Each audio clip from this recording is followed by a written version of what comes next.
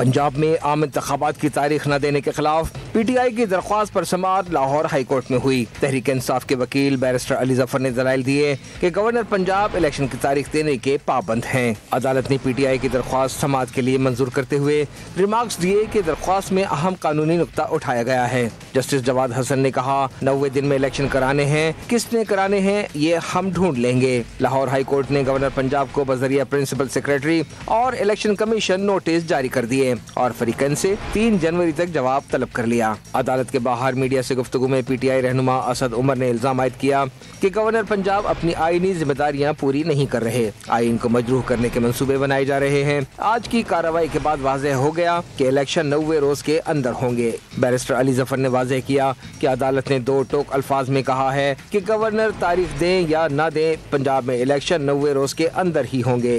अदालत ने बड़ा वाज़ेह तौर पे कहा कि 90 दिन के अंदर अंदर इलेक्शन ने तो होना ही होना है, चाहे गवर्नर साहब तारीख दें या ना दें, तारीख तो उसकी इलेक्शन की 90 दिन से पहले होनी है।